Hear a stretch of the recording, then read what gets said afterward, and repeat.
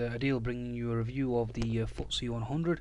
It's been a while now. I've just been very busy, very busy with regards to the market. The markets have kept me busy as well, but as you can see, I've got a cold, a flu, and I've been caught up with that for some time now.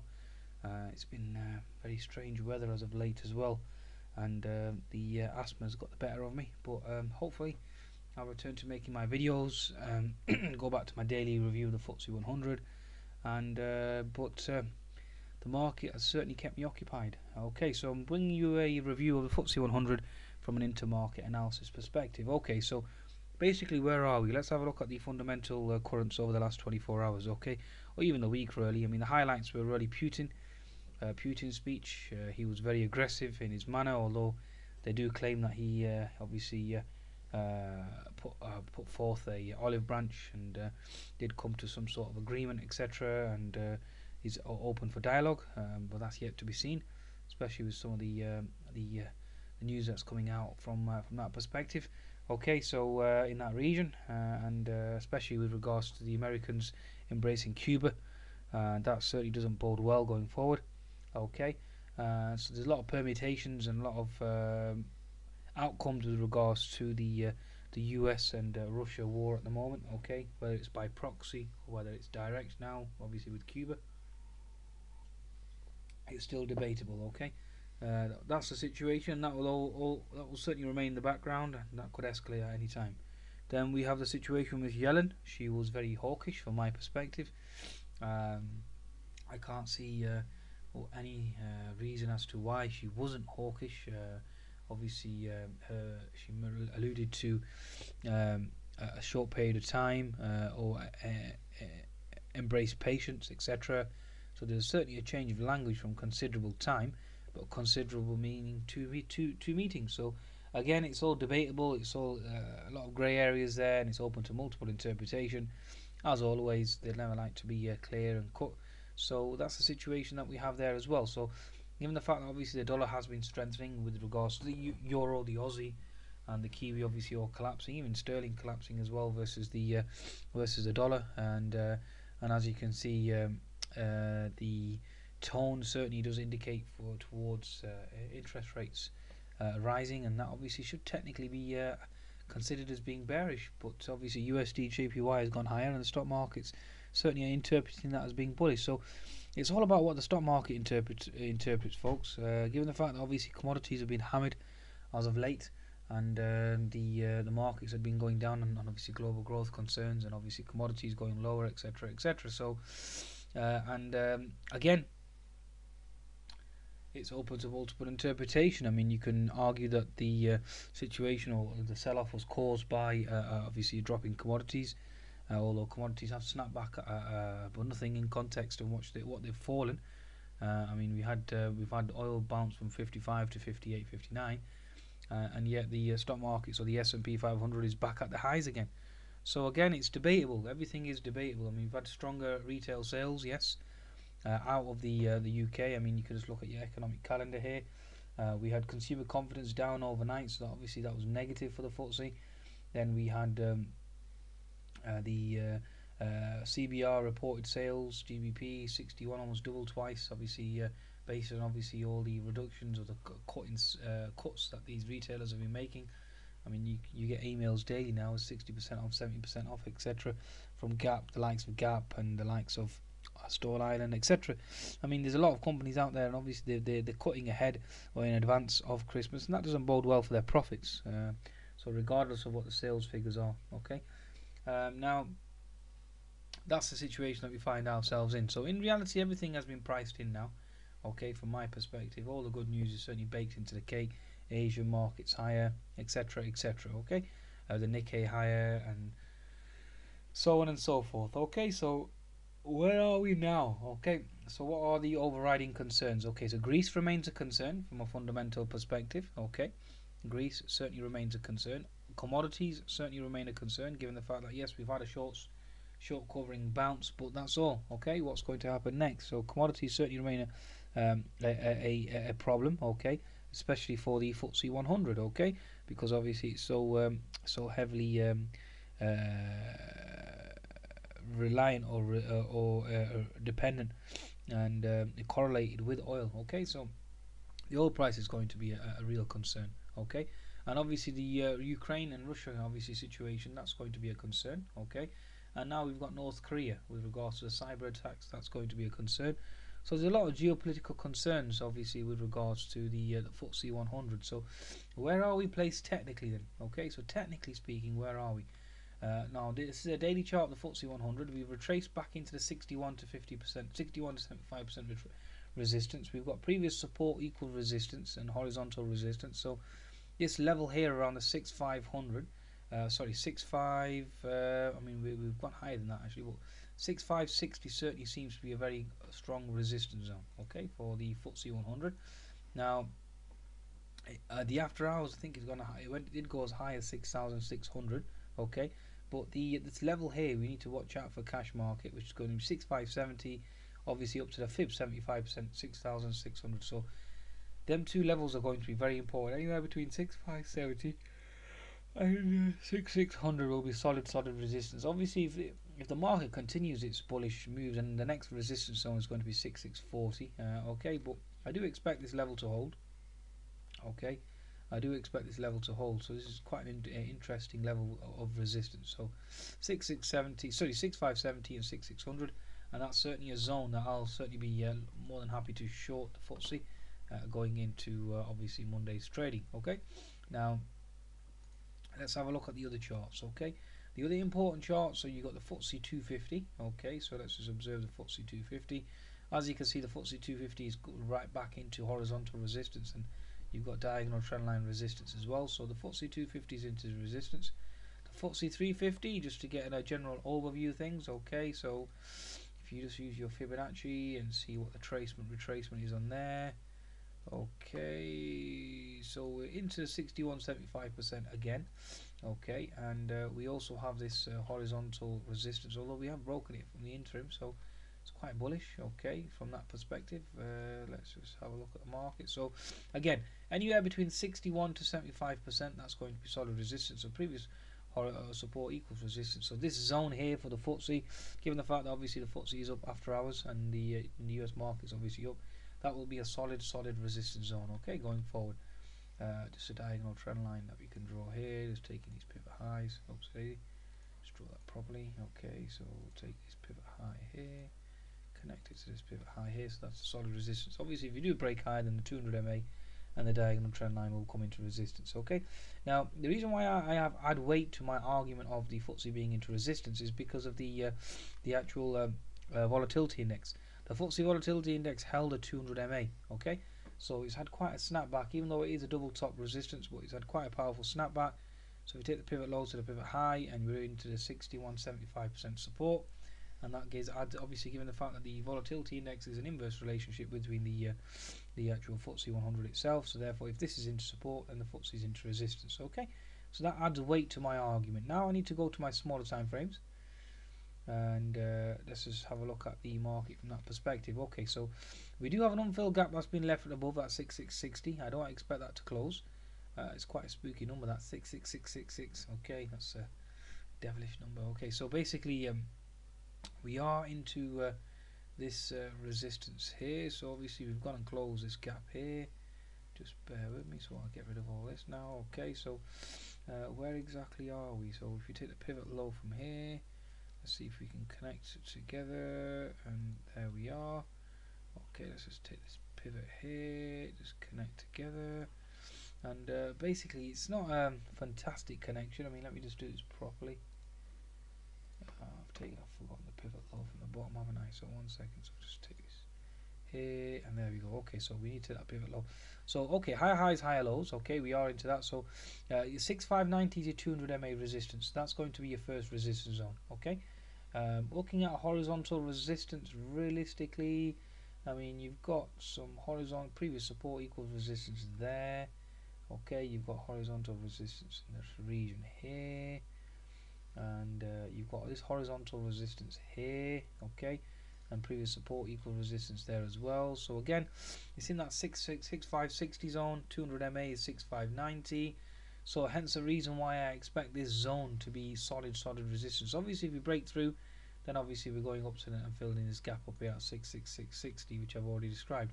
But from my perspective, you are going to be into that resistance anywhere around that region, 6580, 6570, 6590, and it's into the 200 MA resistance, and obviously you've got certain levels of horizontal resistance as well with regards to the market. Okay, that's your 60-minute chart. Okay, so let's go to the 10-minute now. Okay, so 10 minutes interesting here, so let me just see if I can get rid of all these lines and try and make it as clear as crystal. I'll try and make it as clear as I can. Okay, so basically where are we from this perspective? Okay, so just take this pivot high here, try and connect it across. It's not really respecting that from that perspective, so let's just leave that for now, and let's just go to our gap levels. Okay, so your gap here, market closed here. These are the gap levels that I teach my students obviously to use as support and resistance, because these are psychological levels that always come are very important later on down the line. Okay, so we've not really closed this gap here at 6470, although the pivot low is 6474, so that certainly remains open. Okay, now we do have obviously a previous resistance or previous support previous resistance equals support around the 6520. So 6520 on the pullback will be the first level to watch. Okay, then obviously you've got this support level here, which is quite solid, which is 6480.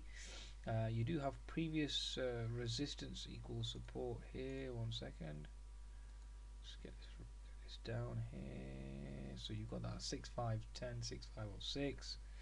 Okay, so these are all resistance levels that we're going to watch. Obviously the market hasn't paid any respect to that, so we leave that for now.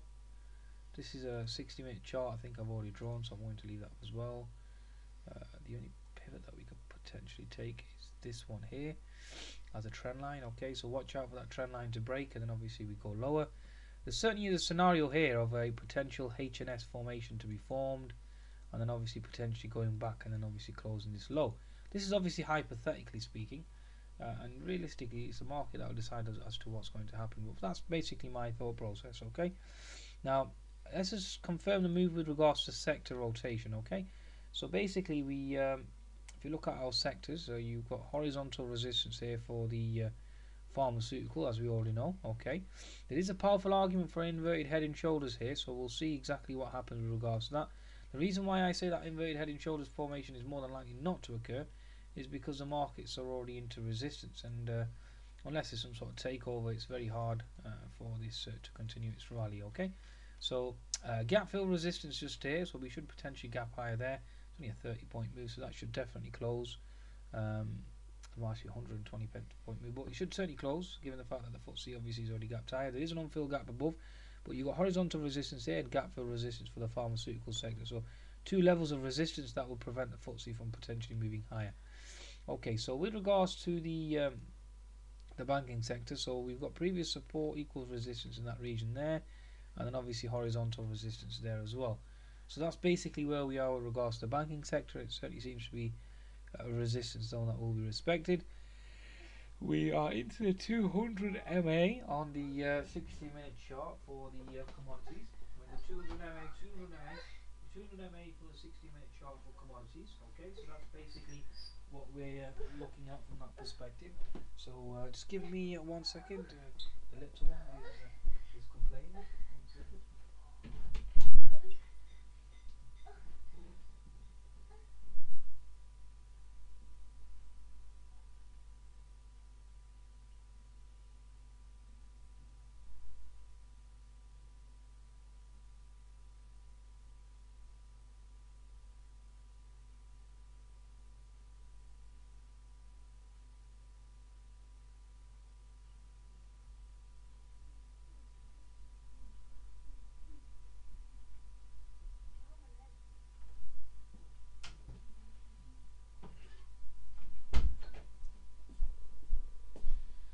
Okay, so the little one unfortunately has a flu, and she's woke up, and so she's gone back to her mummy now. So hopefully I'll be able to continue and finish off this analysis with regards to the FTSE 100. Okay, so basically we're into 200 MA on the actual oil and gas producers. So what does that mean for the FTSE? That means the FTSE will obviously be into potential resistance. Okay, so we've got previous support equals resistance in this zone here. previous support equal resistance zone here. But the key resistance level really is this gap level here, just there. Okay, ideally it comes to start from this direction here. So that's basically where we are. So previous support equals resistance and horizontal resistance in 200 MA. Now obviously we need to verify that with oil. Okay, so we look at our oil index, okay, or i.e. crude oil. Okay, so we look at the crude oil. So crude oil certainly is into resistance. So if I look at my crude oil here, you can see here we're into horizontal resistance, into 200 MA resistance. So this certainly is looking very weak. Okay, and I look at other variables as well for you just to confirm. So you just take your pivot highs there, as you can see, crash bang wallop right into there. Okay, so certainly resistance zone on the crude oil. Okay, US crude. So let's just have a look at Brent now just to confirm, and hopefully that will tell us exactly what's going on with Brent. Okay. Here we go. Okay, so Brent, similar type of scenario. Brent crude, okay, into its 200 MA and into horizontal resistance. Okay, so if crude oil is into resistance, what do you think will happen to the FTSE? You crude and Brent both, okay. So that must mean that the dollar index is obviously into support. So if the dollar index is into support, then or potential for a move higher, then let's just see exactly what's happening with regards to the dollar index. Okay, now as we all know, with regards to the dollar index, Miss Yellen was obviously bullish. Okay, there was from my perspective, there's nothing else with regards to that. But having said that, okay, this is another scenario that we do need to take into consideration as well. She was forced to be dovish. She didn't want to be dovish. That's my perspective anyway. Okay, she was forced to be dovish. She didn't want to be dovish. Okay, and because she'd been forced to be dovish, obviously the dollar index is on the verge of potentially breaking out here. Okay, which obviously could be the death of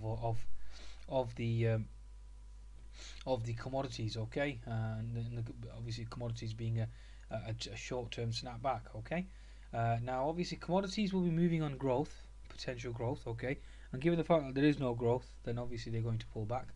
And also commodities are a sign of deflation, which obviously, as we all know, is certainly embedded and rooted within the market. Now the economic data doesn't support Yellen's theory of hiking rates. I think what she's trying to fight, she doesn't want to fight the fundamentals, because she knows the fundamentals are weak. What she's trying to do is she's trying to fight the expectations and the thought process in the market. Okay, now that she spooked everybody about a potential rate cut and next year, even though she knows she can't do it because the economic data isn't there and doesn't justify it doing it, because obviously deflation remains embedded in and rooted within the global markets, and especially the actual US market as well. Obviously with commodities getting slammed over the last few weeks, that's going to make the situation even worse. So she won't hike rates next year until inflation miraculously obviously starts to rise, okay, regardless of what the economic data is there. And also she needs wage price growth, etc., etc., and there's no real signs of any production or any jobs growth, etc., etc., regardless of whether they sign a peace treaty with Cuba or not. So this is going to be very interesting with regards to the dollar. That's all I can say. The dollar obviously has increased, and that's what's caused the commodities to rally. Commodities to sell off. Okay, and given the fact that obviously you can see that the commodities, oil itself has rallied with the dollar. So as you can see here, this move here today, and as you've seen with regards to oil, we've had a move higher. So the relationship between a dollar and oil isn't exactly there. Okay, so all I'm going to say for now is that commodities are more intertwined with growth, okay, and inflation. Okay, so it's all about signs of inflation, deflation, etc. So the dollar index will not have a major impact from that perspective.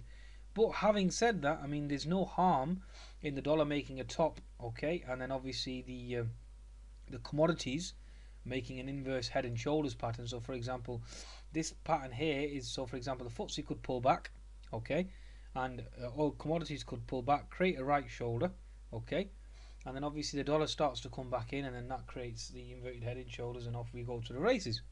That's certainly a scenario as well. But for now, all I'm going to say is that we focus more on growth, okay, and we focus on the geopolitics at hand, okay. And from my perspective, one of the key variables that we're going to focus on, okay, is going to be Europe. Okay, so the reason being is because there was a news release or statement out with regards to QE in the eurozone. Okay, and the ECB. I mean, this is the article I found it here. So ECB considers making weaker eurozone states bear more quantitative easing risks. Okay, and if that's the case, then it defeats the whole concept of QE, because the smaller banks, obviously, the smaller countries get shafted at the expense of the bigger ones. So European Central Bank officials are considering ways to ensure weak countries, etc., etc., etc. So it could require Greece and Portugal to set aside extra money or provisions to cover potential losses from any bond buying, reflecting the riskiness of their bonds. Such a move could help persuade Germany, which I think that's what they're trying to do. Okay, obviously the standoff between the ECB and the Bundesbank, etc., etc., etc. While the idea may help, this is very important. While the idea may help overcome opposition in Germany, which is worried that fresh money printing could obviously encourage reckless spending and etc., etc., and they have to pick up the tab, critics will argue that any such conditions curtail its scope and impact. Critics argue, this is what you call reading between the lines, okay? So there's obviously an article here, and in reality there's only one sentence that we're interested in. Critics will argue that any such conditions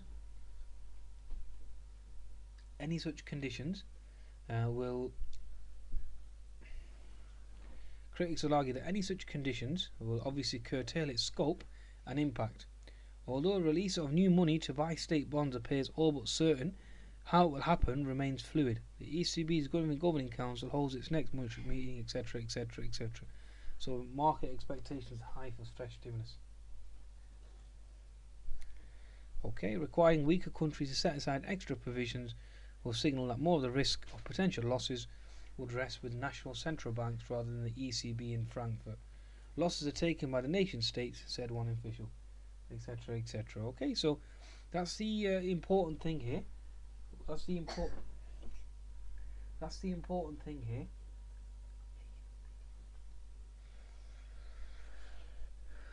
Okay, that's the important thing here. I mean, I can't stress it over and over again. That's the important thing. The fact here is that the QE is being watered down. So the market's obviously rallied on expectations of all nations bearing equal, obviously, risk, etc., etc. If the risk is obviously imbalanced in any way, and it falls more on the smaller states, etc., then really it's not the actual QE that we all expected. And if that's the case, then that means that European markets will fall. Okay, and if European markets fall, the euro itself will start to rally, and that's one trade that I've taken with subscribers. I've actually gone long, swing long over the weekend, because I expect the euro to rally as well. So, and that obviously will cause risk off scenario. So that technically means if the euro is going to rally, then that dollar index is going to hold its high. And given the fact that the dollar index is obviously leading the actual US markets higher, because of the trade with regards to USD JPY, or with the markets now focusing on fundamental trade because QE is no longer in the equation. Can you see where I'm coming from? So it's very important that the dollar now has to move with the markets, okay? Because that obviously puts strength and faith in the markets. Obviously, given the fact that obviously QE has come to an end now, it's all about the dollar itself, okay? And the dollar is based on a fundamental trade, and fundamentals will obviously shift the markets higher, and that will cause equity prices to increase as well. Okay, so very, very important with regards to focusing on that. But also, although having said that, if the inflation data is much weaker, then that obviously puts markets back into deflation mode. The dollar will start to fall, and the only way the markets will start to rise then is if interest rates are pushed back to a rather say 2016, or we get talk of QE4 again. Okay. And then it'll be all about the inverse relationship between the dollar and the stock market. So, given the fact that the dollar itself is at resistance, and this is quite important, it has several permutations to it. Okay, so one scenario A, could be that the dollar itself tops out, and that obviously helps commodities inflate, and the stock market inflates with commodities. Okay, or alternatively, if the dollar tops out and starts to move lower on weaker inflation, and there's no talk of QE4, that's negative growth, the dollar will fall and stock markets will fall as well. Okay, So this, and then this scenario C as well, but there's so many different scenarios. So what I will say is that we have to take it with the market, given the fact that at present the characteristics of the market are, if the dollar goes higher, the stock markets go higher, and obviously commodities have ignored that as well, because it's all about the USD JPY trade. If USD JPY goes higher, then it generally signifies a Kool-Aid, and the Kool-Aid trade is there, and that obviously spurs and encourages more risk taking. Okay, so that's basically what I'll call it, what I'll take it from that perspective. But if we do get a significant decrease in the dollar, then obviously that will help commodities, and obviously that helps the FTSE 100 as well. So that's the important point that we need to take into consideration. But if the dollar is going down due to deflationary forces and weaker growth, etc., etc., then the impact of a weaker dollar helping commodities will be negated by weaker growth, obviously forcing commodities lower. Okay, such as oil. Okay, so that's something that we're going to keep into obviously an eye on, and then obviously we'll trade accordingly. Okay, with regards to that. Right, okay, so oil, as we know, is into resistance. So as a day trader, I mean, that's all I really care about from come Monday, and this analysis really is only for Monday's trading. It may be for 24 or potentially 48 hours, this analysis, okay? Because the market variables are moving so, I mean, we could have a crisis in Ukraine all of a sudden again, North Korean situation could flare up, etc., etc. So anything could happen, okay? So whether it's socioeconomics or geopolitics, then we just have to adjust accordingly.